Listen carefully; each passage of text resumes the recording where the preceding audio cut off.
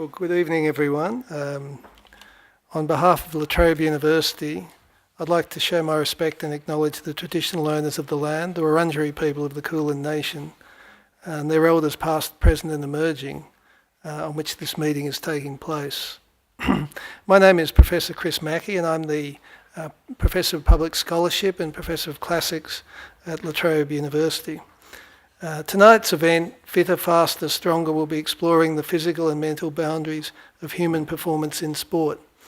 We've invited a panel of experts and we'll be asking them, can sports people keep breaking records, world records included? And what are the hidden costs and dangers of striving for physical excellence? On tonight's panel, we have Dr. Peter Bruckner, former team doctor of the Australian cricket team, Professor of Sports Medicine at La Trobe University, and has many other honours. Joining him is Dr. Susan Maves, a world-renowned expert in physiotherapy, in particular in areas of injury prevention and rehabilitation. She's also an adjunct research fellow at La Trobe University School of Allied Health. Our third panellist, working that way, is Paralympic gold medalist Kelly Cartwright, who herself set a new world record in the long jump at the London 2012 Paralympic Games. Not happy with just one gold medal, she also ran a personal best in the 100 metres to claim a silver one. And completing our panel tonight is Dr. Bridie O'Donnell, a former athlete and author. In 2017, she was appointed the head of the Office for Women in Sport and Recreation in Victoria and has been busy ever since, encouraging more females to break sport's glass ceiling. So I'll now hand over to our tonight's host, broadcast journalist and writer Francis Leach, and the panel. Please join me in welcoming them. Thank you, everyone, and welcome to the first Bold Thinking Series event for 2019. I want to start with a quote from a Canadian academic by the name of John Leonard, and I want to direct this to you, Bridie. It's about the Greek ideal of the athlete and the idea of the physical or athletic prowess that went right to the heart of what constituted an upstanding, admirable, well-educated, disciplined and capable individual. Does that ideal of an athlete still hold true today, as it did, I guess, in the traditional Greek mythological sense? Probably not in the NRL right now. It's certainly, I think, something we aspire to, and I think Australians have a pretty high standard when it comes to our athletes. We do want them to be exceptional, but we also want them to have humility.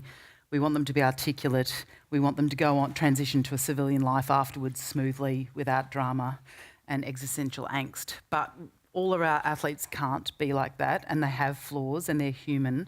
And those human flaws demonstrate themselves in different ways, I think, both throughout their athletic lives and in retirement. And so I think we as fans and spectators also need to determine what we want from our athletes, because for a lot of them, I think a great example was David Warner, hired to do a job really for the cricket team. And then finally, when he did do that job, which is to be a bulldog and kind of really push the boundaries, he was punished for it. And I think he seemed genuinely confused that he'd tried to come up with a solution to help the men's cricket team win. And in fact, it just brought them into disrepute. So, Peter, as someone who's been in the centre of that, and you've worked at sport at the very highest level, as Professor Mackey said, with the Australian cricket team, with Liverpool Football Club and with other professional clubs, but also very much a student of sport and I guess the virtue of amateurism through the Olympic movement. Those two things have a natural tension, don't they, about the pursuit of sport for the ideal and the pursuit of sport now as an act of commerce. Yeah, that's very true. And I think in the ideal world is the Greek world, where everything is done for honour and glory, and you get a wreath or whatever, and same with the Olympics. When I was growing up, the Olympic ideal was very, very amateur. In fact, you were disqualified for the Olympics if you took, $10 for a, train fare or something, and that was that. And I guess, I'm old and boring these days, but to me that was the glory days really of Olympic sport when it was truly amateur. Unfortunately, we've seen the effect that money has on sport, and as soon as a sport embraces money, if you like, you have all sorts of issues. You're more likely to have drug issues, you're more likely to have corruption and so on. So in a way that has spoiled sport a little bit. And but I think it's really up to us as the sort of sporting community, if you like, to try and ensure that amateur ideal is maintained, despite all the money that's thrown around and so on. And it's quite a challenge, I think, to maintain your sort of principles and your ideals when there's so much commercialism and money around. Do you still see elements of that in the sports that you've dealt with? That there's that flickering flame of the spirit of sport still alive amidst? Oh yes, definitely. I mean, people, when it comes down to it, well, we used to be able to say at 2:00 on a Saturday, but when you're actually competing,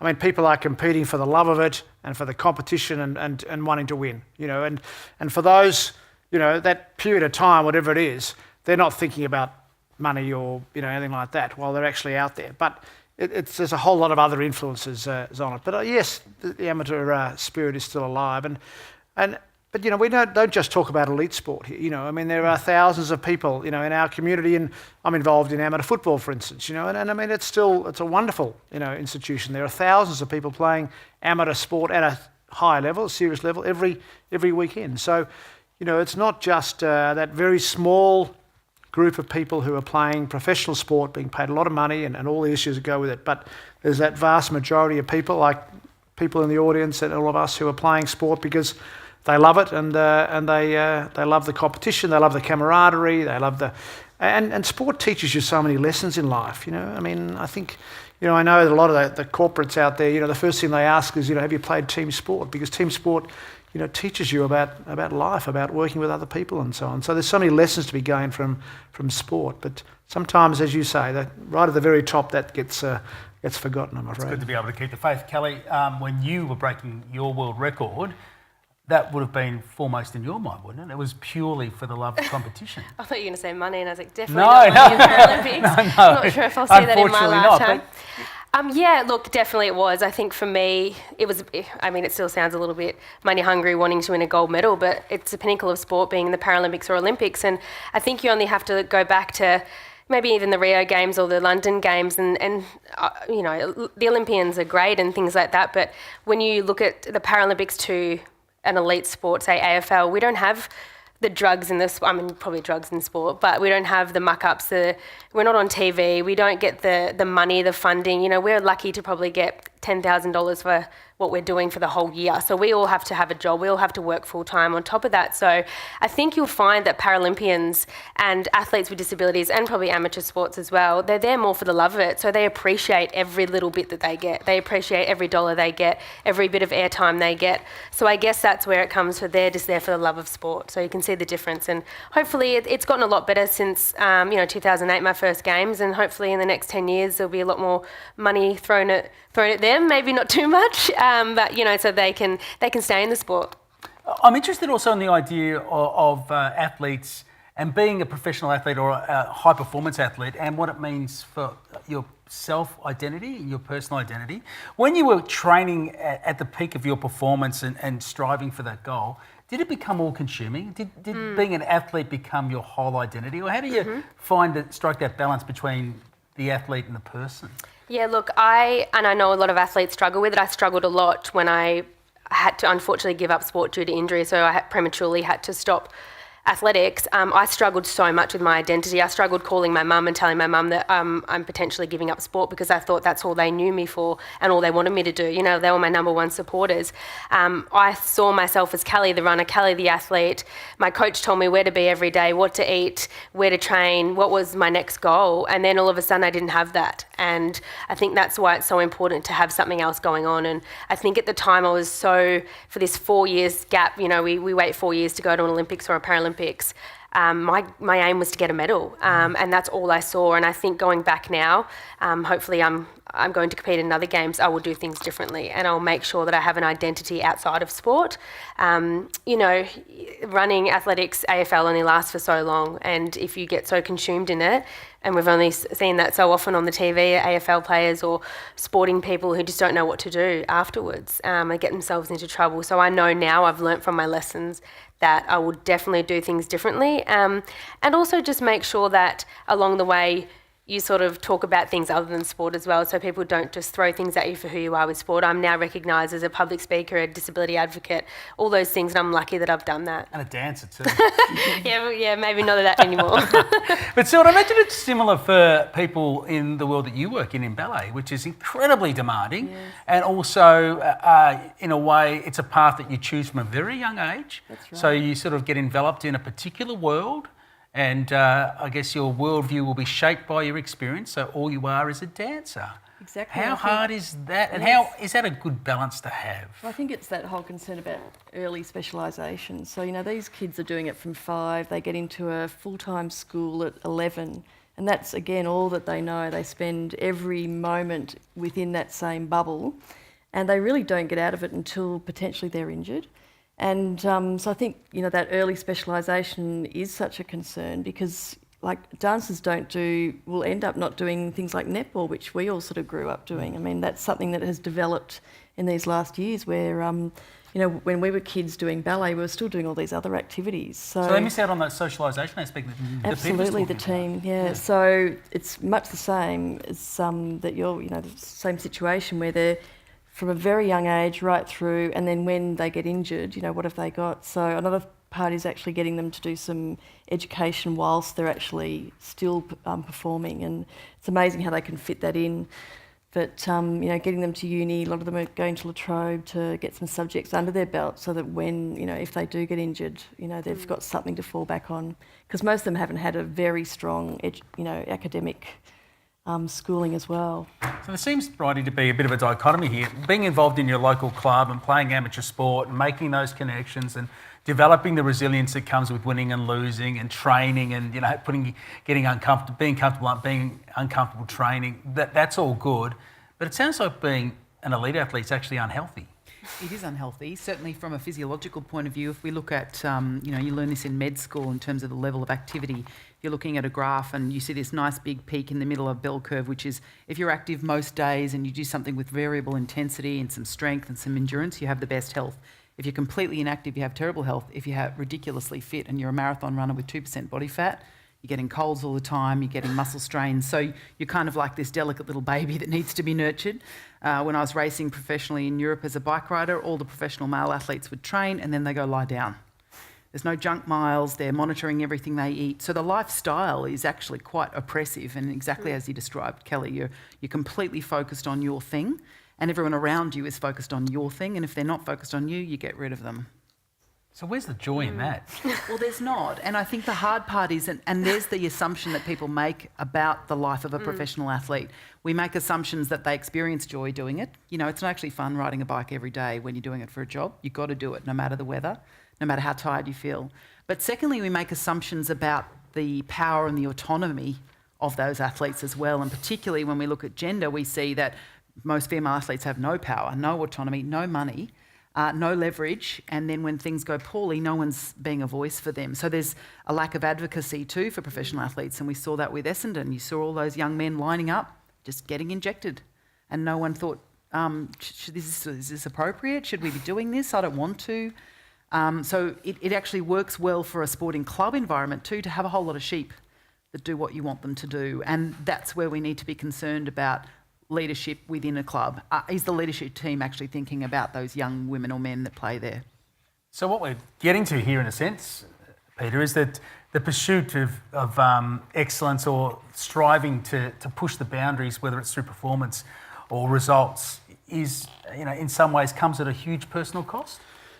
It certainly does. It doesn't have to necessarily. I mean, I think I think there are, so take the AFL for instance, I think they're pretty aware of giving people time off and encouraging them to have a job or a studying or something like that. And I think some of it, and as Sue said with the ballet, so I think, it's just much harder. I mean, I noticed with the cricket team, I mean, virtually most of them had done nothing but play cricket from the age of 14 or 15. And they'd been identified pretty early and they just fast-tracked, and all they did was they sort of went to school occasionally, but that was about it. But certainly cricket probably for the school team. Yeah, exactly. It was the school, one of them there. But there was no studying, and when they're on tour, I mean, they basically all they do is they play cricket, they get treatment, and they watch movies. That's it. Nothing else. They don't go sightseeing. You know, you'd have players who've been to India 10 times and never seen the Taj Mahal. Oh, what do I want to do that for? You know, I'd rather sit and watch a movie. They know every single movie that's ever been. They're amazing. They're incredible. Trivia nights, you know, you never want to get into a competition against the cricketers because they know every single movie that's done. But, you know, that was a real eye-opener to me. You know, so what drives them? Because that sounds like the idealised life for many of us growing up would have been to be an Australian cricketer. Oh, I'd have loved to. Yeah, absolutely. Yeah. Would you want that life, though? Yeah, well, I mean, I think it's, you know, it seems very and as you know, you mentioned, it seems very glamorous.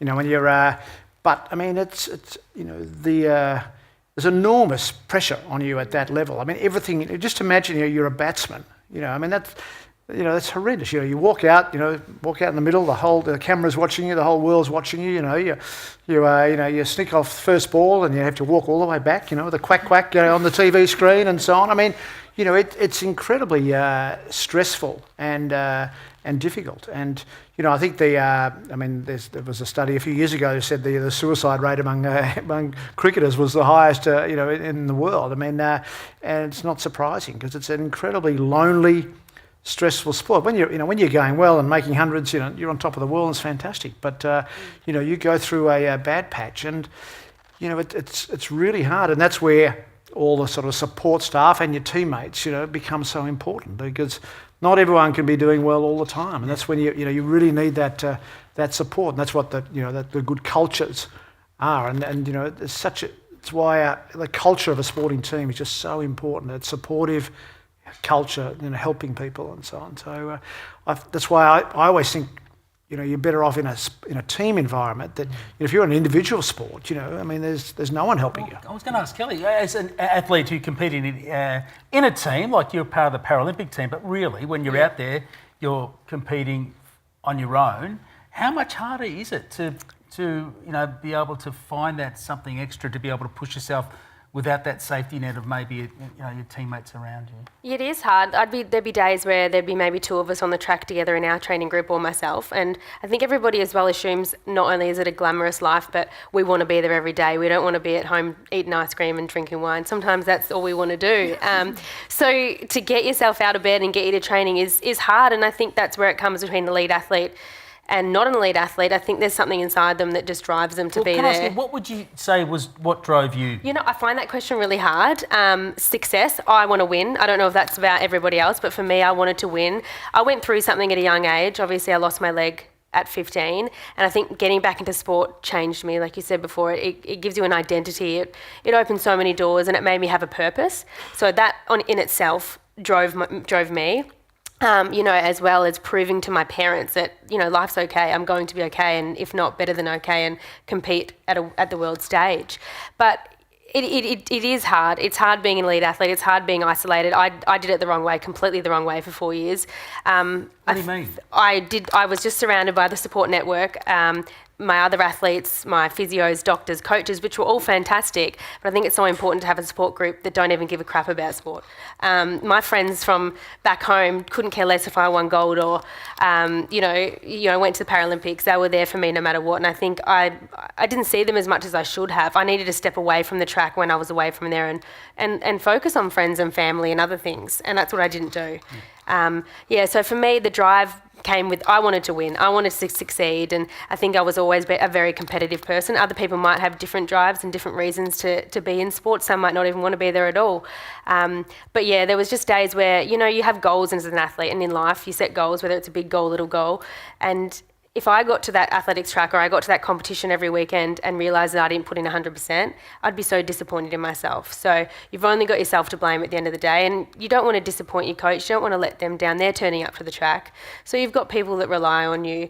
There's many different things. There's not one moment in me that goes, that's what drives me. There's just lots of different things that add up. You know, I want to throw this over to Bridie and to Sue, because I think we're getting to something interesting here, because we are talking about, you know, higher, faster, stronger, and can, you know, human performance go to another level. But at the core of it is something more ephemeral about human spirit and drive, and what drives a particular type of person to want to make those sacrifices, to maybe put themselves in some sense in a place of peril because it comes at other costs. Bridie, you as a former athlete, you must know a bit of that drive as well. It would be different, as Kylie said, for different people, but there's something innate about those that do go on to break world records, for instance.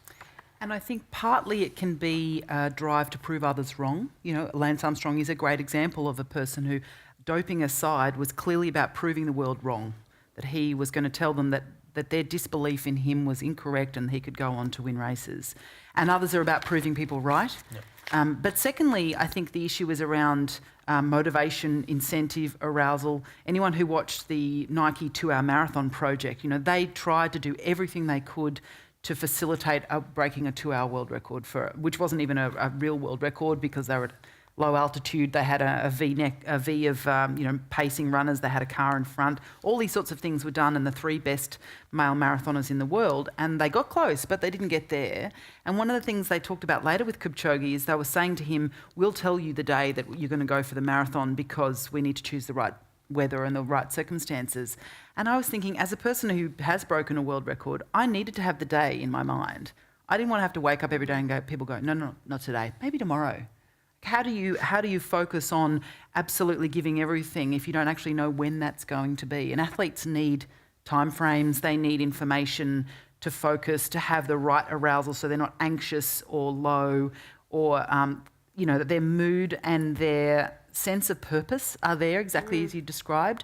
And we see athletes overcome adversity all the time. Riders who crash, break a bone, get back on, runners who fall, footballers who are injured and they continue on.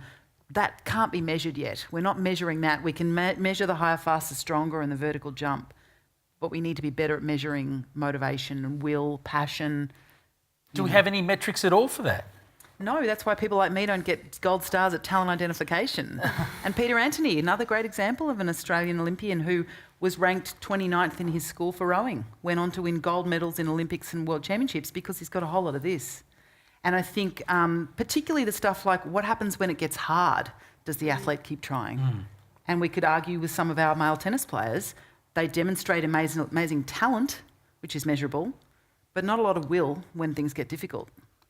Well, dances would be interesting too because, in sports, some sports anyway, it requires a sense of initiative or innovation or instinctiveness that you can back yourself through grit and determination to achieve. But I guess, tell me if I'm wrong, but dancing is so technically proficient and relies so much on training and being specific. Those elements might be cancelled out somewhat. Are they or are they not?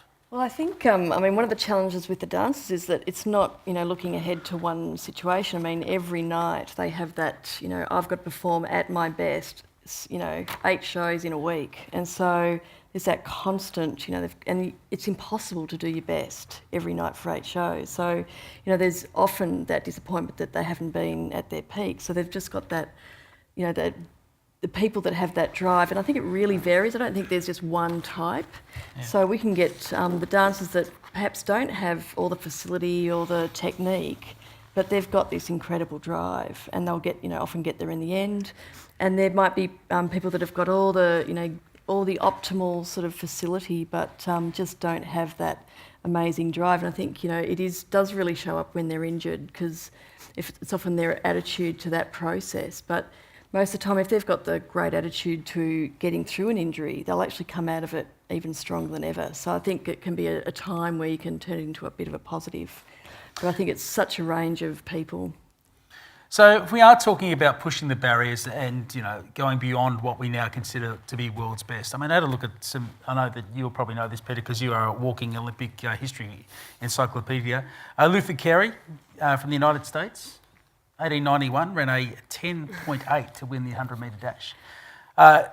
Usain Bolt's world record stands at 9.58, run in 2009. So that's a huge improvement over that century of performance. Is that in fact the limit of pure human achievement? We'll get to the elephant in the room, which is performance-enhancing drugs, in a moment. But is it possible to run any faster? What is the limit to, say, using the metric of the blue ribbon event at the Olympic Games, a 100-metre sprint, as a prime example of just how far we can push it?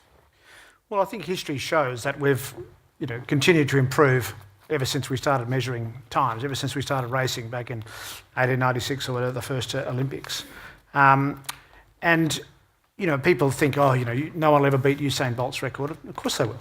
You know, there'll be another, the next Usain, it won't be Usain Bolt now, but it'll be someone else comes along who's built even more amazingly, you know, mechanically than Usain Bolt, who has the benefit of you know, the best training, the best nutrition, you know, all these, and we're getting better at all those things very, very slowly, but we're getting better at everything every year, and we know more about training, and you know, so I think we're always going to improve, just that the increments will get smaller and smaller and smaller, you know, but a lot of these barriers are psychological too. I mean, remember, you know, you and I, Francis, we're very old. We remember the 4-minute mile, you know, and you know, everyone said no one will ever run a 4-minute mile. And for years and years, people kept running, you know, 4 minutes 02, 4 minutes 01. No one could break the 4-minute mile. And then one person broke it in very sort of artificial circumstances, because he was the Englishman, not the Australian, so we'll blame him. But then almost immediately, the Australian guy, John Landy, broke it by 2 seconds, and then everyone started breaking it. And they didn't suddenly become physically better. They became, that barrier, that psychological barrier was broken. And so I think there's a combination of this, both the physical side, where we're getting slowly better, but there's also, I think the big room for improvement is in the mind and the psychological aspects of overcoming pain, overcoming negativity, and so on, enabling your body to maximise its potential. Well, nothing embodies that more than Paralympic sport, Kelly. You know, mind over circumstance. Yeah. Look, I think with Paralympians, we not only have to turn up to the track every day and focus on our bodies and our trainings, but we all have a disability or something that we've overcome to deal with as well. And you know, in my case, it was whether my prosthetic leg was going to fit me that day. And there's many times that I couldn't train properly because of my leg, because of how it fit, the technology behind the knee or the foot. And going back to what you were saying about running faster and faster, there's always this controversial subject about whether, obviously, Paralympians will be able to run faster than able-bodied. And not only does come down to mine, that comes down to prosthetics and the different kinds of disabilities. We have athletes, you know, you've only got to look at Oscar Pistorius, which I'm sure you guys are quite aware of for many reasons, but he competed in the Olympics as well. And he pushed and pushed and pushed because he wanted to push past that barrier, and they finally let him in. They're not letting a lot of other Paralympians into different sports just yet, but those themselves that want to do it and want to compete have the ability to do it. I'm in two minds. I know we're going off subject a little bit about this, but Paralympians want to push further and further and further, and not only because they want to earn people's respect a lot more, I think, than other athletes, but they want to prove something, and they want to prove to the world what they're capable of. And I think that's where we have to look at Paralympians and think, you know, I'm sure you guys are aware of Kurt Fearnley, how much he pushes himself. You know, I watch him train, and I just don't know where he gets his energy from, where he gets his strength from in his mind. And it's not only to do with his disability, but from a young age, I remember him being told no, no, no, and that was all about him proving them wrong. And I think athletes, Paralympians with disabilities, have something a little bit more in their mind to push through past those barriers. You would see that from the dancers too. You mentioned 8 days a week. You know, there's no chance to recover from a performance, or like footballers might have a game review. You just got to go back out there and do it. Yeah, so is there a particular mindset or is there a particular character that thrives in that environment, or is it? Well, I think we really often underestimate what the human mind and body can do. And I think, you know, we can inadvertently set up fear and set up limitations to people. I mean, injury, you know, can be a key thing. And I think we need to be careful about, you know, really some of the language that we use with people, you know, with regards to some of the, you know, injury and structural changes. I mean, it's amazing. Give us an example, Sue. Well, I mean, you can have quite an arthritic hip, for example. You can get an MRI that shows a whole lot of damage, but we know that with, you know, good education and strengthening, they can still achieve incredible things and potentially be pain-free. So we've done a lot of research on this where we've, you know, looked at MRIs of dancers and athletes, and nearly all of them had some kind of damage in their hip. You tell someone, you know, they look at this MRI, you tell them about this damage in their hip, and psychologically that's going to put up this terrible barrier and fear. So I think fear is such a key thing, and it's fear of pain, is, really, and fear that they're going to, push their body and damage it in some way. Whereas the body is very resilient and, with good strengthening, it's amazing what they can achieve. So in a way, we're talking about not just training the body, righty, but training the mind to push the body, like they're getting that balance right. I've been really interested watching, epic endurance events over the last couple of years. We saw the Indian Pacific Wheel Race was a bike race where riders took off from Freo and were riding across to Sydney, which ended in 2017 with tragic consequences. The leader of the race was killed on his bike by a motor vehicle. The person coming third in that race, though, was a woman, Sarah Hammond. She's won race across America and other races in Europe. And you think, what's it feel like to ride on a bike for 16 to 22 hours every single day for weeks on end? I mean, even just recently, a woman crossed the line first in the World 24-hour Marathon Running Championship, so she beat all the men. So what we know about women in endurance events that do well is they generally self-select, of course. They've got the physiognomy, the size, the shape and the mental capacity to endure a pace that is enough to do well. And we've seen that with Paula Newby-Fraser, who came top 10 in Hawaii Ironman. And our other marathon runners is that for a long time, the women who've done well at endurance events have also demonstrated this sort of resilience in their mid to late 30s, early 40s, where they've understood a sense of what can my body withstand for this many hours. So a great pacing strategy is another big one for epic endurance events. And then you see, I mean, it's a sport, but sport climbing, Alex Onhold, that incredible documentary Free Solo that won Best Academy Award for Doco just last month. That movie is profound because you realise that man self-selected, he's a monomanic climber. He can memorise everything about that climb and climbed El Capitan without any harness, but the guy's got notes and notes about what's required. So the mental approach to that was everything, because he said it's like trying to win a gold medal, and if you don't win, you die. And that to me is pretty remarkable that he's overcoming that to even attempt it. Extraordinary stories. I guess the power of the mind is in some sense challenged by the use of performance-enhancing drugs when people take the shortcut because they're not prepared or can't train that part of themselves to push themselves beyond that. But we can't talk about the notion of performing better and greater achievement without the scourge of PEDs in the sports we love. Do you ever see a time, Peter, when we'll be free of it, or are we stuck with it and therefore forever sceptical that our champions and the person that breaks that 9.58 result is a clean athlete, or does that not matter anymore? Well, I think we've become so accustomed to it that, unfortunately, any amazing performance now is the first thing people say is, well, were they on drugs? And you can no longer have an amazing physical performance without it being questioned, with some reason and at times. Are we ever going to get rid of drugs? I'd love to think so. I don't think you'll ever completely get rid of it. I mean, I think it's human nature, unfortunately. Not one of the good parts of human nature is that we always try and get an added advantage. We're always looking for that little extra. I actually believe that the vast majority of people, even those who take drugs, don't want to take drugs. They would much rather no one was taking drugs. But they're taking drugs because they believe, rightly or wrongly, and in many cases rightly maybe, that their opponents are taking, and all those classic biographies by the cyclists and so on. I mean, that comes through all the time. They don't want to take drugs, but everyone else in the peloton's taking it. They have to compete. So I think there's a very small number of people who actually want to take drugs.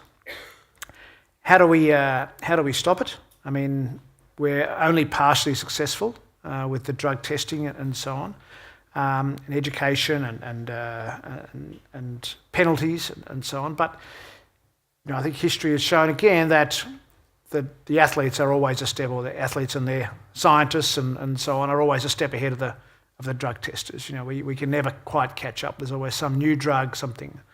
But we're getting better at it all the time. Blood passports and all the things that are up there. But no, we'll never get rid of it completely.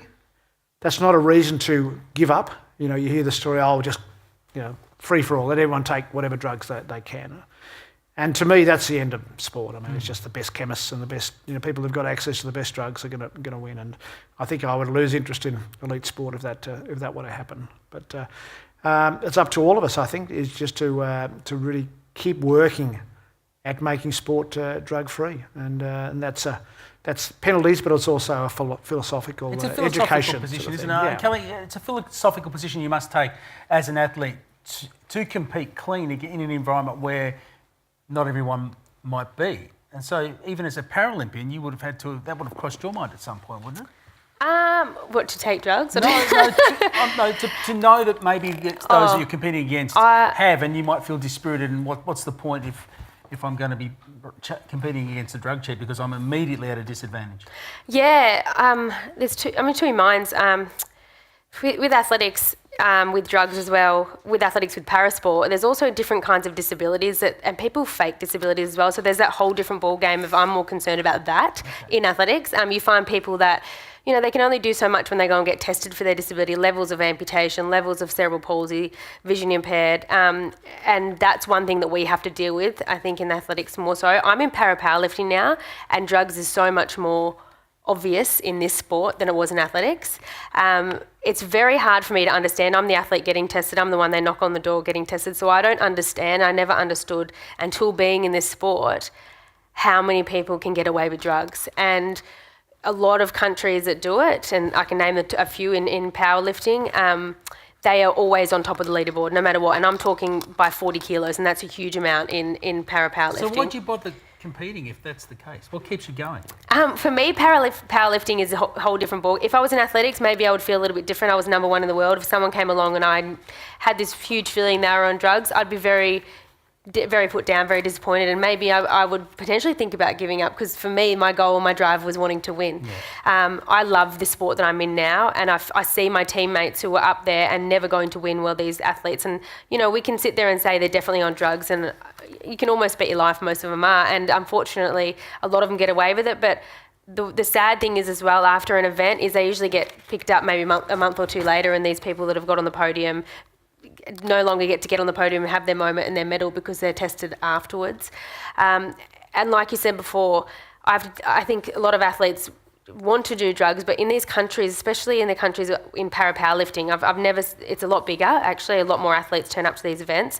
A lot of them are from such poor countries that if they win a gold medal and they get told they do these drugs, they get about $5,000-$10,000. That is a huge amount of money for them, and that is the reason I believe that the poorer countries are doing the drugs in that sport. Yeah. Because to be a Paralympic hero is huge for them, and that's why you see, I think, that those are on top of the board, and they'll always be there until we can find a way of beating it. And if I'm understood, I'm not completely aware of the drug testing in other countries, but they don't have it like we have it. They don't have the funding to test them as much. So when they come to our events, even though we test them here, they've somehow cleaned themselves up, or they've trained all year on all these elite performing enhancing drugs, and they come along to a competition and they're clean.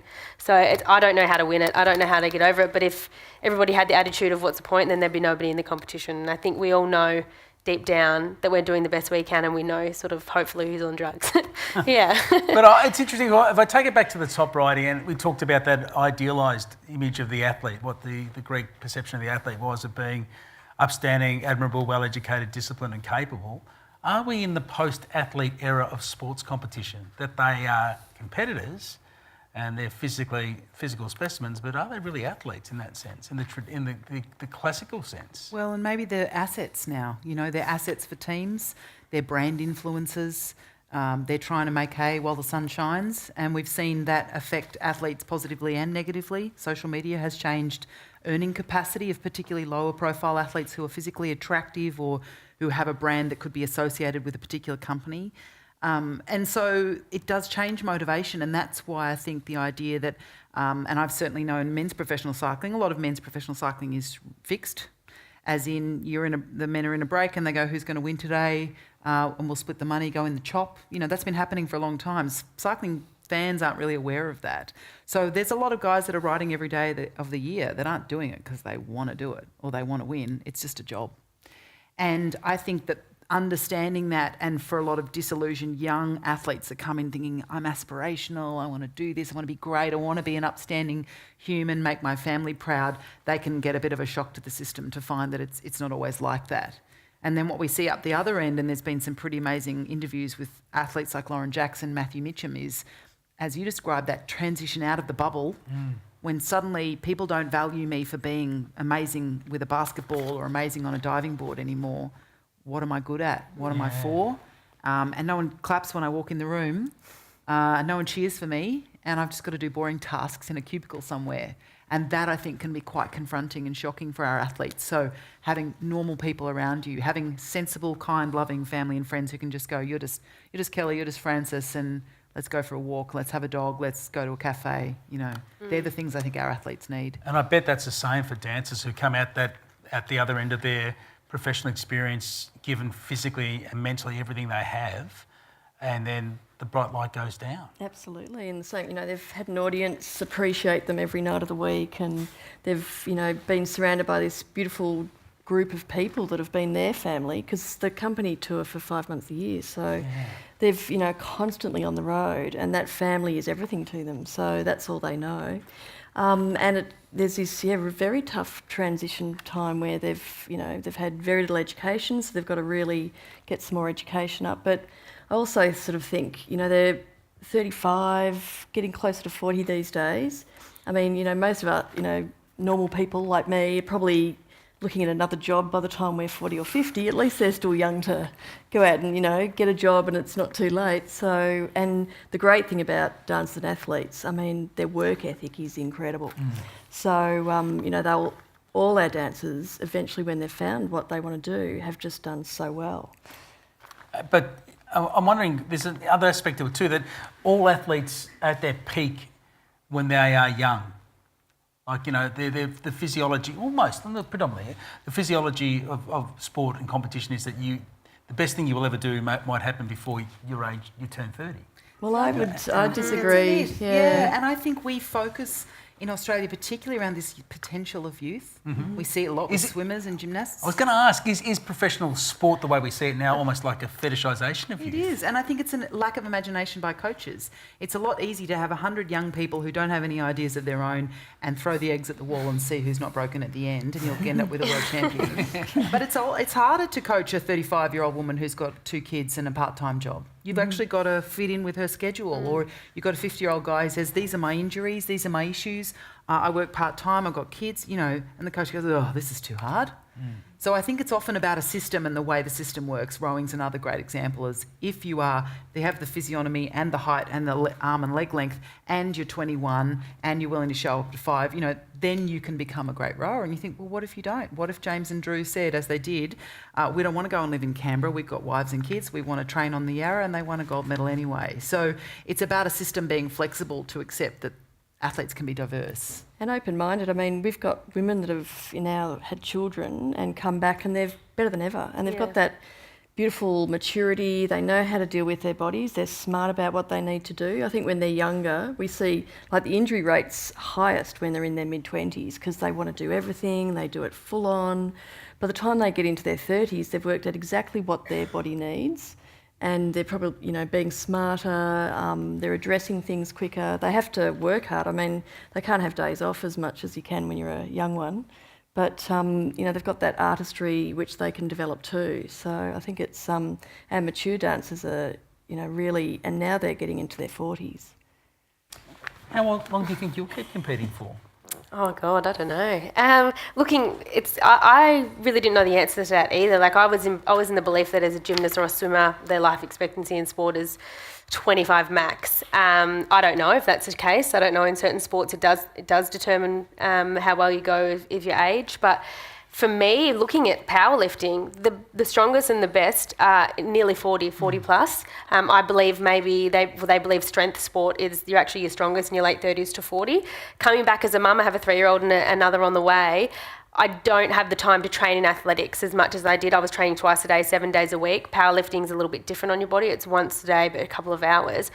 I went to Commonwealth Games last year, the strongest, the fittest, maybe not on the track, but in everyday life I'd ever been. I was more sensible with my food. We have this, and you've probably seen in dancing more than ever, we're told by nutritionists all those things what to eat, that I had an unhealthy obsession with food.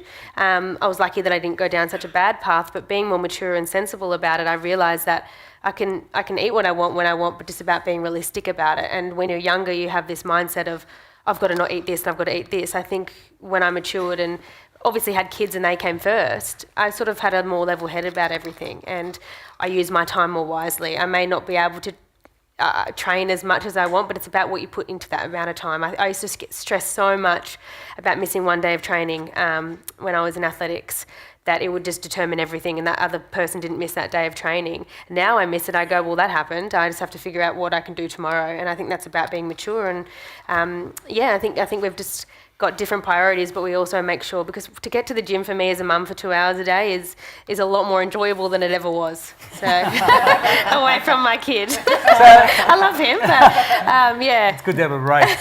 So what we're talking about is not just stronger, fitter, higher, faster, but it's wiser as well, Peter.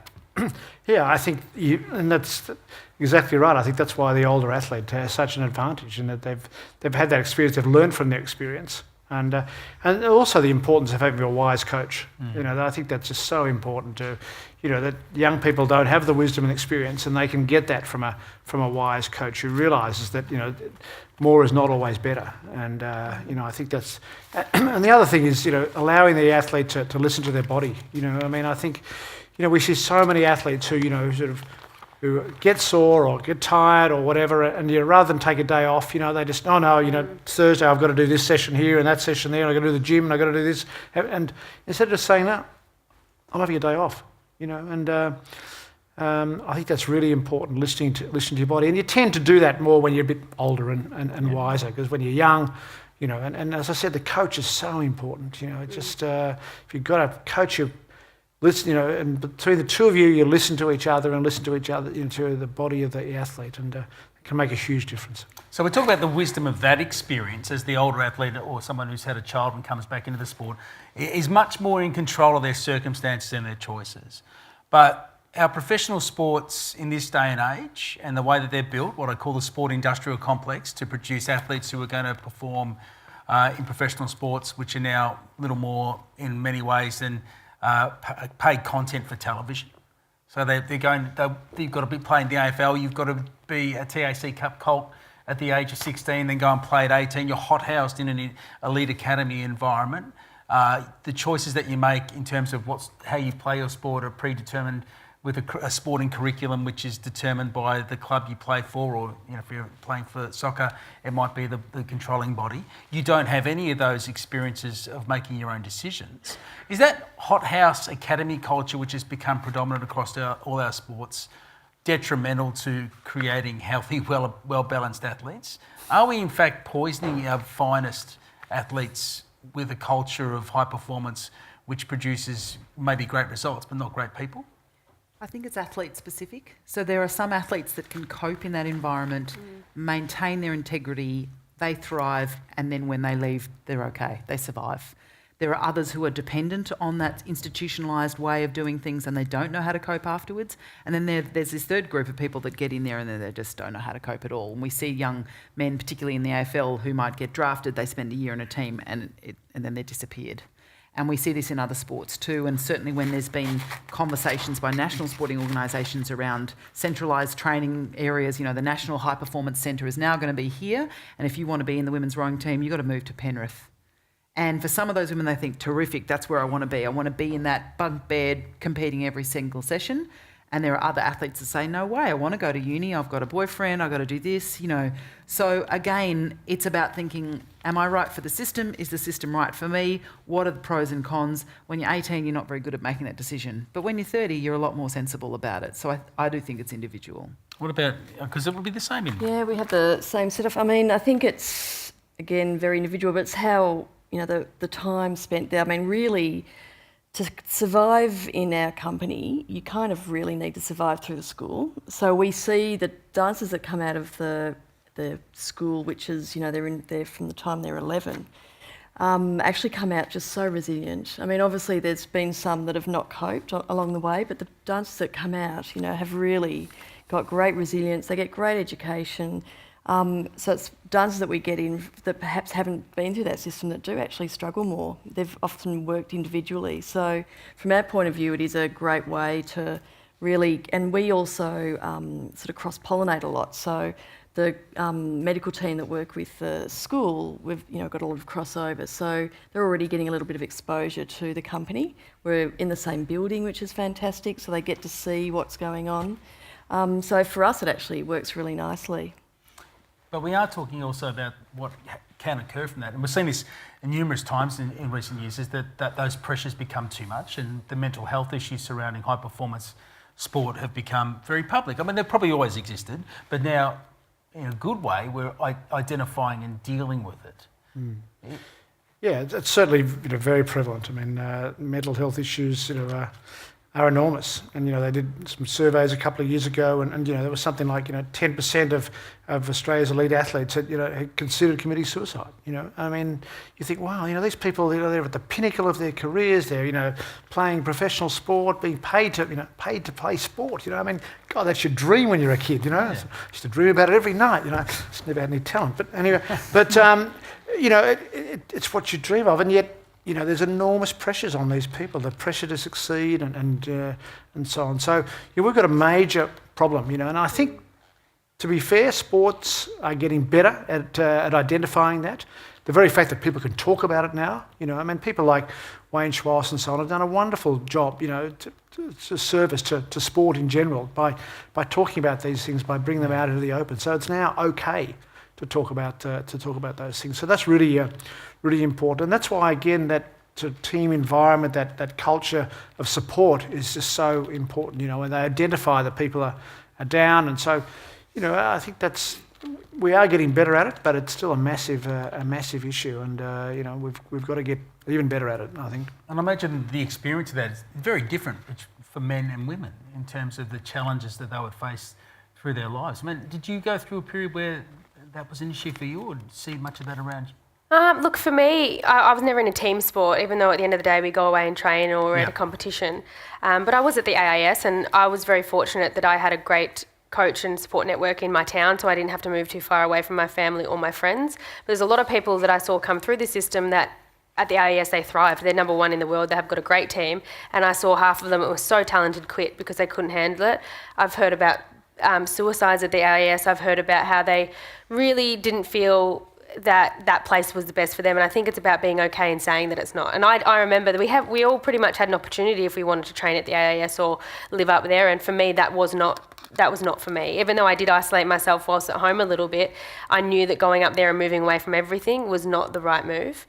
I've seen athletes move there, like I said, and thrive. Some athletes did complete their sporting career, and they ended up hating it altogether at the end and want nothing to do with sport. So I think it depends on the athlete and about saying and putting your hand up and saying, no, that's not for me. But also it's changed in the last 10 years of the states are really starting to focus on their own institutes of sport. The VIS now is all you need, pretty much. You don't need to sleep there every night. You don't need to be there 24/7. The coaches they've got in your own states are great, and I think as long as they keep building that up with the support networks. I mean, it doesn't work for obviously netball or things like that where they need to be in a team in the one state, but I think it's getting better where people can stay where they are, where their families are, where their friends are, and keep going with that way. And we are seeing a high prevalence, a high profile and prominence of women's elite sport. That's bringing a different profile or understanding to what an elite athlete has, the challenges they face, and changing our understanding of what achievement actually is at the highest level. We also know that elite female athletes are subject to different types of scrutiny. So the bar is a lot higher in terms of their behaviour, the way they look, the way they perform, how well they articulate themselves, and there's certainly no tolerance for poor behaviour in women athletes the way we tolerate. And I made this reference to NRL, but I mean, it's kind of abominable that we're still discussing whether those men should still be playing as professional athletes and getting paid salaries when they've behaved the way that they have. So we need to be careful about how we describe and allow our women athletes to fail and be mediocre. And I've heard Sam Kerr talk about this, that she said, I feel like people who are detractors of women's football are just waiting for me to not be world class anymore, and then they'll pile on. And if I don't score 3 goals in a game, people will say I've lost it. And you think, my goodness, no one set that pressure for Tim Cahill or any of our male players. She is outstanding, but the world will catch up, and she won't be outstanding every week and every time, and she may not have the tournament of her life in June at the World Cup. So I think that's a real challenge. That being said, the upsides are worth it. The profile, particularly of our WBBL players and our women's T20 team, those athletes, those personalities, their skill, the diverse talents that they bring to the game of cricket is so stimulating for cricket fans. They love it. And we're seeing that with AFLW as well, the diversity of women, shapes, sizes and experiences. And that's opened a door for so many women to actually think, I used to be good at something, or I wanted to play footy and now here it is again, this opportunity. And that's why there's an emotional hook there with AFLW. Other women's sports are sick of hearing about it, but it's still there. Those women have said, I spent 15 years not playing this game. It's the game I'm in love with. You know, my dad played, and so those stories are very powerful. And it's also challenging the notion, the physical notion of what the idealised athlete is. Very, very, very visibly so. So, I mean, we don't have any of these sort of issues, I guess, we've got equal men and women, and really, I think we're quite sheltered from the whole behaviour. I think they're particularly well behaved. So we don't get... Because they don't eat anything. No, they do, truly. I just want to finish before we take your questions, and we've got 2 microphones on either side of the stage, so if you have a question, I'll get you to put your hand up, introduce yourself and ask the panellists. Hands up on this stage who's broken a world record. Okay, I want to know from both of you, what does it feel like when you do? First you, Kelly. Tell people what you hold your world record in. Oh, I don't hold it anymore. So. No, you can go. When you broke it, you'll get it. Do you know what? I think for me, it meant more than the gold medal at the end of the day. So it was in long jump? Yeah, long jump. And it was in London 2012, and it was against a Great Britain girl. So even better. It was. There was about 75,000 people there for her and about 5 people for me, barracking. So the pressure, yeah. The actual world record that I had to break, and again, I can talk about disabilities in sports forever, but if you've ever turned on the Paralympics, I'm sure sometimes it's very hard to understand the classifications. I'm an above knee amputee. On that day, there were mixed groups of below knee and above knee amputees. So basically how they do that is there'd be 20 of us, 10 of each. Below knees have a massive advantage, so they jump a lot further than us, they run a bit more faster. So it was actually above knee against a below knee girl. So to actually win the gold medal, I had to jump over my own world record, the world record in my class. And then I knew I could secure that gold medal. So it was a lot of pressure that day. I knew I had it in me, I'd done it leading up to it. But when you're an athlete and you can do it in training 10 times and then you can't do it in a competition for the last year, it's very hard, very frustrating. I'm going to ask you to walk us through it. So you're standing at the end of the runway. Yes. You're looking down to the pit. Yes. What do you remember about what your mindset was as you started your approach? To drown out the 75,000 people, because I'm out there for about an hour and a half. Yeah, and my coach was on the sideline. I couldn't see my parents anywhere, and just focus on him. I think I was the calmest I'd ever been. I'd been to a games before, and I think for me, the first games, I was so nervous, I was so scared that I let it consume me, but I knew I was there to do a job. I knew I was capable of it. So to actually do it and be satisfied with what I'd done it sounds cliche, but it's a dream come true. It's worth all the ups and downs, and then to know that you're the best in the world at something is pretty cool. As you're running down the runway, and because it's also very technical, you need to jump off the right foot and not be fault. Did you know that you were on track for a world? Was it innate? Did you know? No, not that jump. I didn't, because the jump before I'd actually jumped probably a bit further, but I had to jump off my prosthetic blade. So getting that in the right position, I actually had 2 fouls. And I knew my jump was actually, they don't measure it if you foul. So I knew that. And I didn't realise I'd just gone over. So for me, I try and compose myself until I look at my coach, and if he gives me the nod or the shake of the head, you know what you've done. And I knew that when he nodded his head, I thought this could be it. This could be, when you're talking about long jumping and running, it's 5-10 centimetres sometimes, so you're not really quite sure, unless you've jumped a metre longer, exactly how far you've gone. So when I saw the world record come up on the screen, it was incredible, and I held that for quite a while, and I want to get it back, but I don't know, am I getting too old? I don't know. No, I think we've proved tonight that's not the case.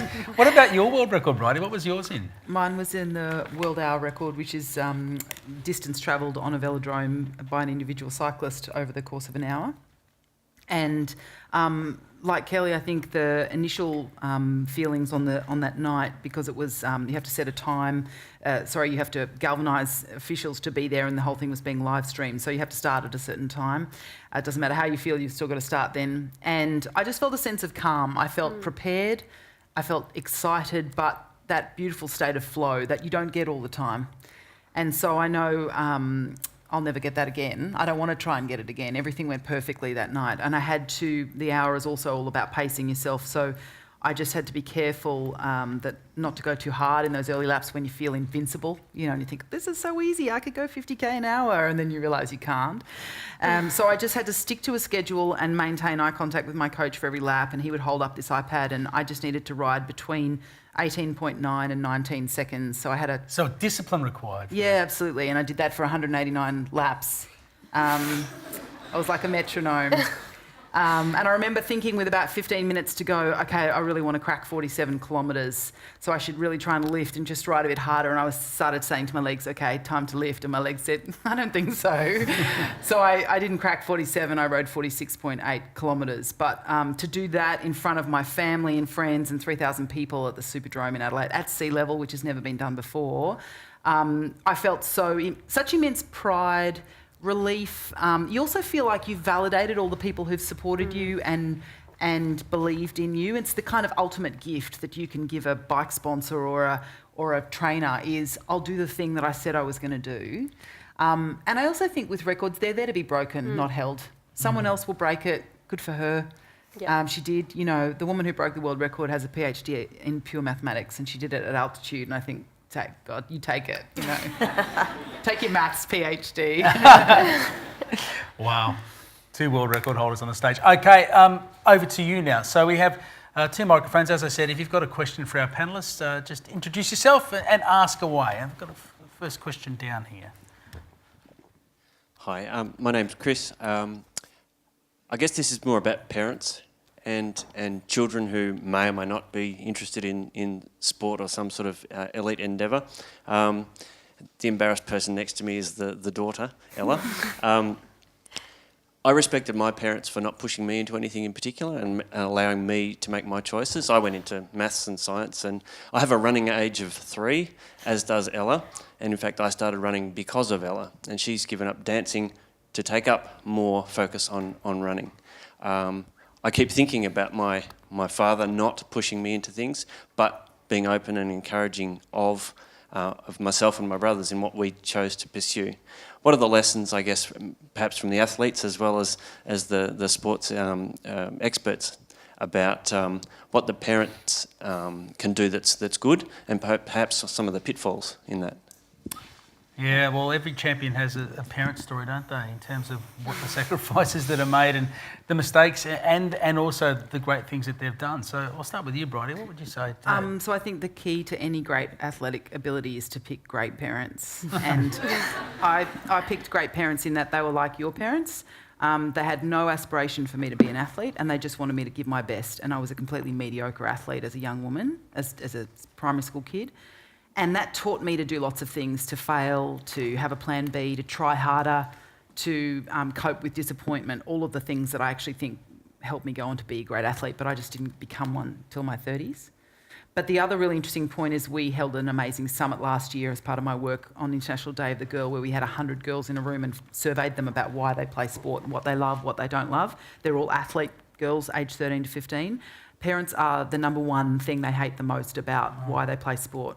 The number one thing they want to do is have fun and be with their friends. And they say that the most embarrassing thing or the worst thing is parents screaming from the sidelines, is parents monitoring their training, asking them if they won or not, which team did you make, why didn't you get selected, do you want me to talk to the coach? And these are girls that are actively engaged, let alone girls that aren't. And very similar for young boys, and we see pretty bad behaviour by parents on sidelines. It comes from such a good place. They want their kid to win because they think winning makes the kid happy. But actually the kid just wants to have fun and be with the people that they like. So as a person with no children, I can give you some parenting advice. Do you want to talk to that as well? Yeah, look, I'd say my dad was a little bit pushy, not too bad, but the reason I actually got into sport was because of my family. So it was important on one hand. I grew up in a very sporty family. I wouldn't say so much now. They're all full-time smokers and I'm not, so total opposite. But growing up, it was very important for them to me to be fit and healthy, but they didn't go over the top. They didn't push me too hard, but I didn't really start elite sport and serious sport till I was a bit older, so I didn't have the opportunity for mum and dad to sort of get too involved. I was sort of driving my own ship when it came to having coaches and all those things. So I can't really say that they were, too pushy in that aspect. But I have seen firsthand parents get involved in a lot of young athletes coming through the Paralympic ranks, and they're going to be the reason their child quits, or the reason that a lot of people in the sporting industry make it hard for their child. And that's what's really sad, because that child just wanted to, first of all, when they're that young, they're not really there they'd love to win, but they're there to have fun and see their group of athletes or basketball team or netball team. So I think it's really important to step back and ask them what they want, how much they want you to be involved, and not say, I'm going to go do this or I'm going to get involved, and really just there support them. And not push them too hard to keep going. I've seen too firsthand that I know that athletes don't want to be there, and the only reason they're there is because that's what they think their parents want. And it wasn't until I quit sport where I realised that my parents didn't give a crap where I was number one in the world, or as long as I was fit and healthy and happy. Yeah. You'd see a lot of that with dancers Well, I too. think, what's really sad is, often we see kids with injuries, and you really come to realise that it's actually they're just trying to get out of it, and it's the parents. They just don't want to disappoint the parents, because especially for they've invested so much money. Often the families moved to Melbourne to be with their kids, so there's been this huge, and all the other kids in the family have given up their lives just to support this one child. So there's this huge amount of pressure. And often, the injuries that they have are due to that pressure. It's not really, because of the ballet. So it's, enormous amount of pressure. And I think if you spoke to the professional dancers, they would say, you don't really have to be pushing it till well into your teens. I mean, some of our professionals didn't start until they were 13 or 14, and men even later. So I think, bottom line, if you're going to make it, you're probably going to make it. They've got that special skill that obviously it can be developed, but I think that early start doesn't really can be dangerous.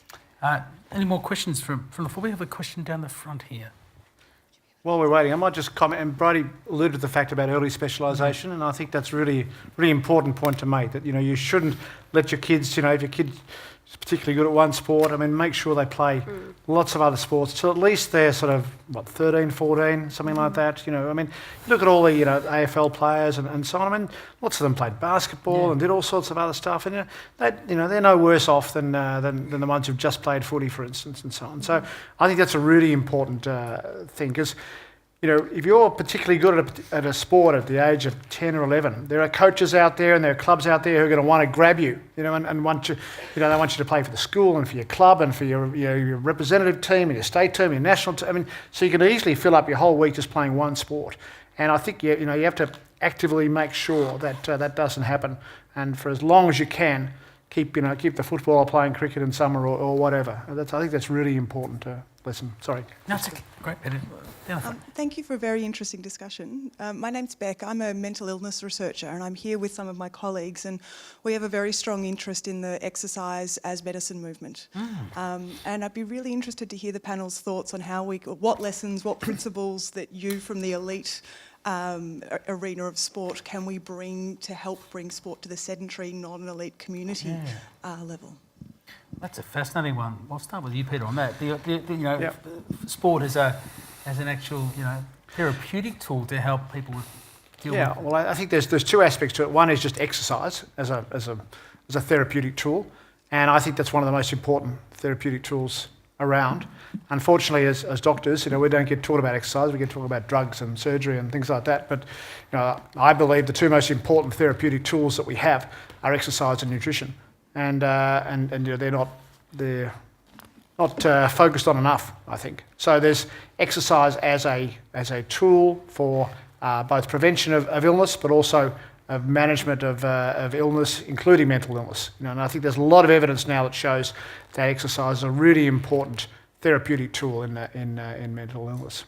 There certainly is a lot of emerging knowledge about the use of weights for people at an older age too when it comes to mental well-being, isn't there? The idea that both mental and physical. Yeah, physical, the older person, we really encourage now. There's all this emphasis on jogging or walking or whatever, but particularly for the older person, but at all ages, strength training is really important. So for the older person, one of the things that makes you age is that you lose strength. And you can reduce that reduction. You can't prevent it completely, but you can dramatically reduce that reduction in strength by doing strength training and even just carrying the shopping around and things like that. But also balance training, it reduces the amount of falls, and we all know that falls are a major factor in elderly health. So, exercise at so many different levels is really, really important. And then there's the whole sort of social aspects, if you like, of exercise that I alluded to before, the importance of being part of a group, part of a team. And I think in our modern society, that's one of the biggest issues in that we don't have, people aren't members of communities. We used to be members of a church group or a scouts group or something like that, and now those community groups, we're all too busy. They don't exist. But sports groups and music groups and theatre groups and so on have sort of taken their place, and they play a really important part in people's lives, and particularly in their mental health, because when they're having problems, who's there to support you? It's your bowls club or your football club or your music group or whatever, because they're there. And I don't think there's enough appreciation by government, as in funding, and by the community, of the importance of those sort of groups in mental illness. So on a whole lot of different levels, exercise and mental illness are really importantly intertwined. And Bridie, you're very much hands-on building that capacity within communities in your professional life, aren't you? Absolutely, and I spent 20 years as a physician, and for the last 5 before this role I'm in now, I was working at the Epworth, and all of my patients I would have green prescriptions for. So I'd say, along with these other things, I want you to do this walking, this strength training. But as Peter said, we didn't learn that in med school. You don't learn how to prescribe exercise, and doctors don't have a confidence. So then when they don't have the confidence, they just avoid it. And for a lot of doctors, they're sedentary as well. So they don't want to bring up this whole conversation about fitness, because the patient could say, well, what are you doing, mate? And the doctor could say, just drinking too much wine and smoking cigarettes with all the stress that I have. So, but we see that particularly around the monitoring and giving people permission to use that as a therapeutic tool. And then for colleagues, I see this at Sport and Rec. There's a lot of fit and healthy people, but there's also the same number of people as the general population who have anxiety, who have depression, who might even have complex mental illness. And a big part of our colleague support is around saying, are you playing FL9s? Do you want to come along for this walking thing? Have you signed up for Active April? Reminding people that that's a normal thing. And what I even do now when I meet new people at work and around meetings is I'll say, what's your sport? What's your activity? And for a lot of them, they go, I used to do this thing, but I. So you're reminding them that they need to have something. And this is Sport Australia are focusing on this as well. Find your 30, get 30 minutes a day of doing something. Great question. Yes. Yep.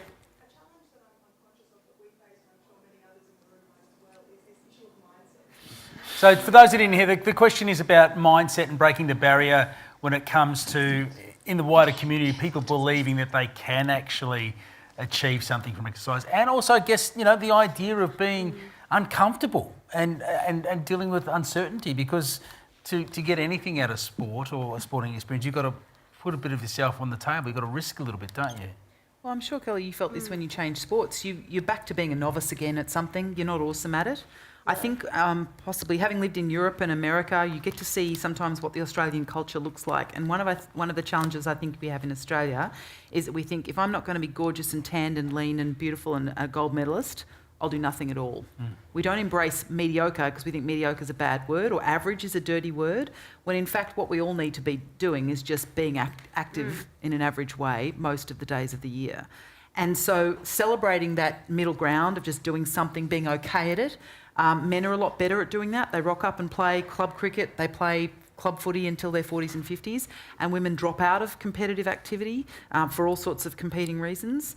But This Girl Can, the ad campaign that Vic Health have relicensed, is all about stop worrying about what you look like, judgment from other people, and just do stuff so you can get red in the face, get sweaty. Yeah. Yeah. I think it's about, as well, we have to remember that not everybody wants an elite athlete mindset. Not everybody wants to go to the Paralympics or the Olympics or go and play sport incredibly well. I think it's about finding something that suits them. I mean, I know I don't want to do certain things in my life, so I think we have to sort of take a step back. And of course, it's important for someone to be healthy, but making things more accessible to people. I remember the first time I got out of the car at the athletics track and I was like, where's the group of one-legged runners I can go run with? And there was nobody. So it took me a good 5 times to get out of the car. And it's changed now. Disability is more on the front step, and we can see it a bit more in the media and where we're going. But I think it's about making people feel comfortable where they are, whether they're, overweight or they're different cultures, disabilities, mental setbacks. I think we need to make sure that we're not pushing them too much into something they don't want to do, and a little bit of activity here and there is better than nothing. And I think that, just making people feel comfortable, and we're getting better at awareness, we're getting better at making more things accessible. And like you mentioned, one of the things I step outside my comfort zone a lot, and sometimes I'm shitting myself and I don't want to do it, but to show people that it's okay to be different, it's okay to not fit that perfect mould and be, yes, I'm an elite athlete, yes, I've done that, but I'm also somebody who doesn't fit the perfect mould on social media or on TV anymore. So I think it's just really important finding where those people fit in situations or in sport. Yeah, if that makes sense. I think just the important thing is finding an activity that people enjoy. Yeah. It doesn't have to be a sport, it's just an activity. And it might be walking with their friends. If you can do it with other people, that's even better from a mental health point of view, I think. So the ideal thing is doing an activity with socialisation. And I think that's really... But, there are people who hate walking or hate riding or hate... but you can usually find something that someone likes, or you can convince them they're going to like something. They like the company, so they'll do it. Have we got some more questions? We've got a couple more down the front. So we'll go to this gentleman here, then the lady just behind in the next row. Hi, my name's Dixon, and the panel, everyone covered a lot of ways. Athletes find ways to be, fitter, stronger, find ways for that advantage. So I compete and train in Taekwondo, and one thing that's very widespread and common practice is weight cutting, which is another way they gain advantage. So I just want to find out. So I know, Kelly, you do powerlifting now. So I'm not sure whether weight cutting is prevalent in that as well. Explain to us what weight cutting is. So weight cutting is when competitors, especially in combat sports, they try to lose weight leading up to the fight. Yeah. So maybe a week or 2 weeks out from the fight, they'll try and shed mostly water weight, and so that dehydrate themselves, starve themselves, try and lose sweat, running with a jacket or going to a sauna, and so they can cut anywhere from 10 to 12 kilos from their normal body weight. So they're already fit and very lean, and they can drop 10 to 12 kilos up until the day they weigh in. And after the day they weigh in, they just drink all the water and replenish all the fluids back into their body. So I just want to find out from everyone on the panel, so what's your opinion and thoughts on weight cutting and using that as a way of gaining an advantage in sport, in combat sports in particular? Yeah, look, I went from athletics to getting skin folds, and for me, I didn't find that relevant at all. It didn't. Obviously, if you're severely overweight in athletics, it's a problem. But for me, I didn't think that had anything to do with your performance on how skinny you were. I was actually one of my strongest and fittest when my skin folds weren't right down. Going into powerlifting, yes, I have to make weight. I compete in the under 50 kilograms.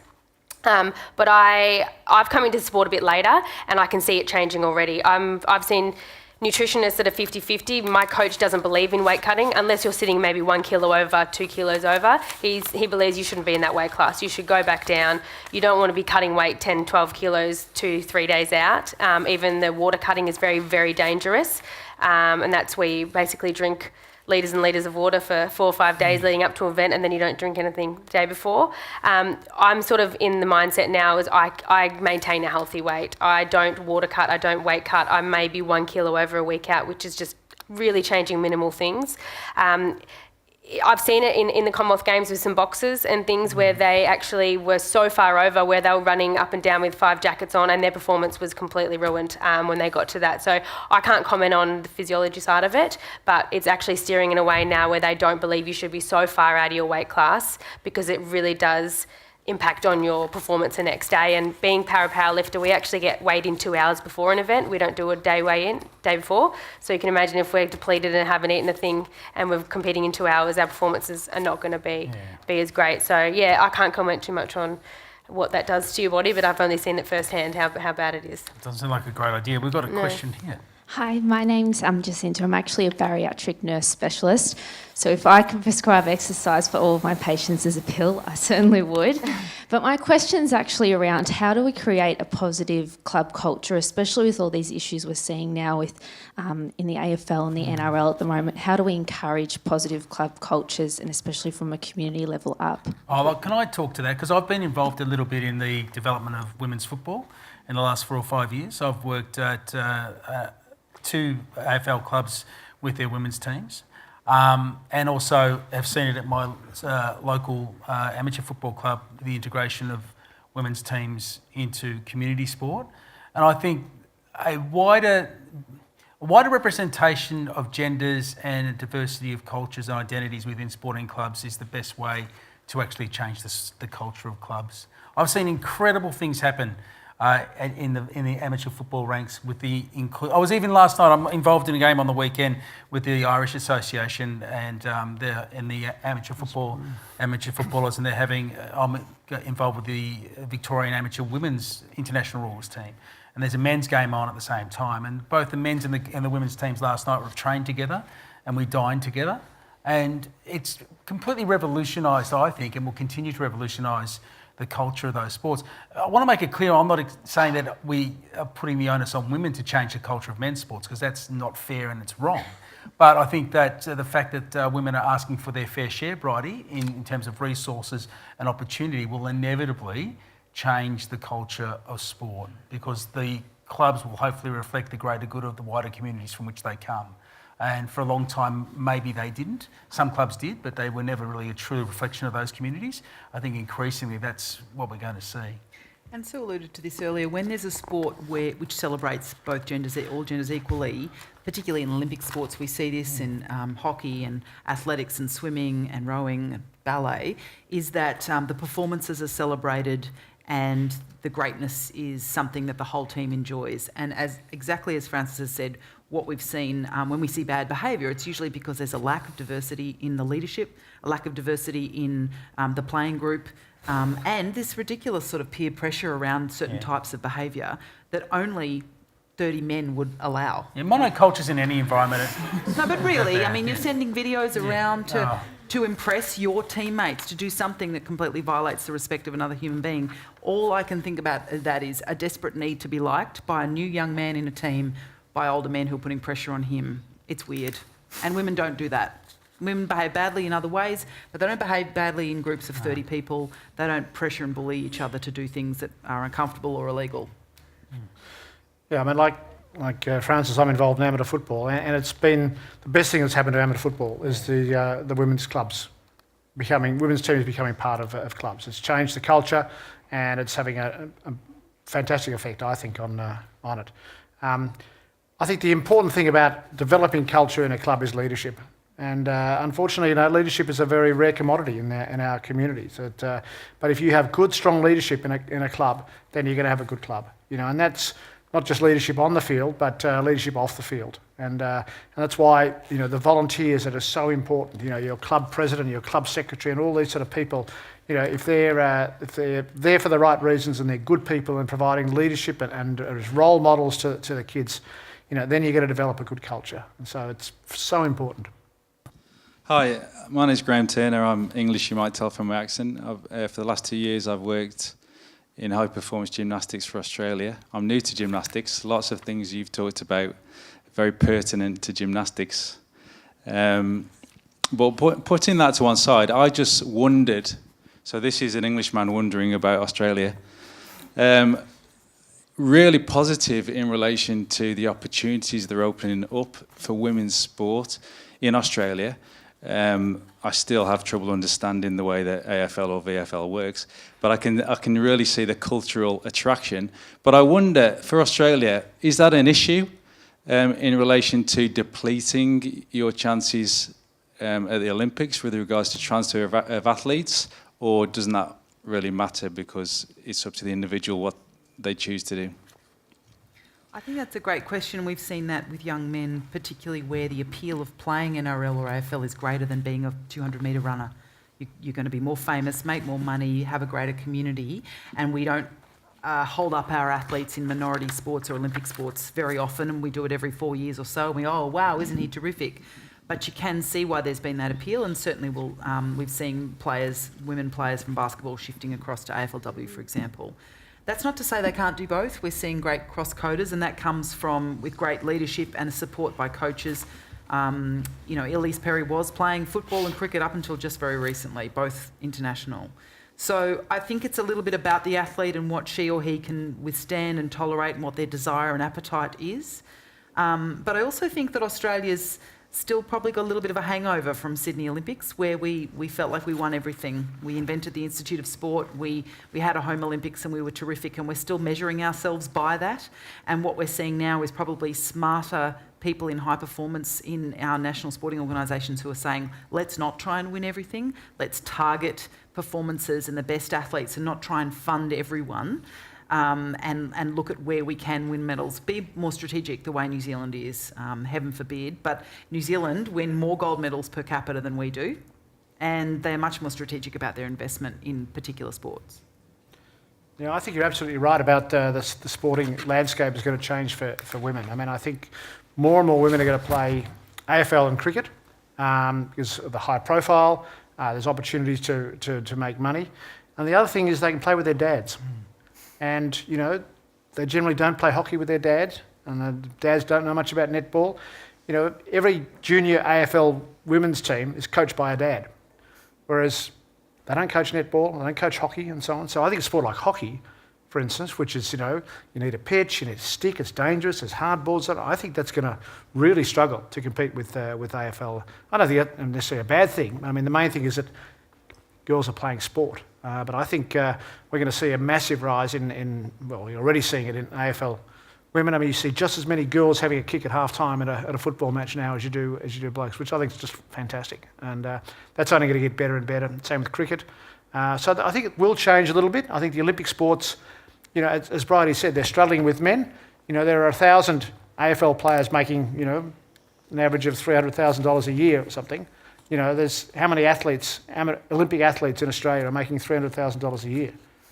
I doubt there's any, you know. So, you know, if you're a talented person, you know, and, you know, you're probably going to take potluck on a footy career rather than, you know, representing Australia in the 200 metres or 400 metres. So, yes, it is going to change, but I don't think there's much we can do about that. Yes, but I would ask you to finish, Peter. Well, if you had the choice between an AFL career and an Olympic medal, I know what you would choose. Oh, absolutely. You know, I think the Olympics is the ultimate. But yeah, but they're great. They're both great careers. Hey, this has been fun tonight. Thank you for coming along. Can you please give our panel a big round of applause?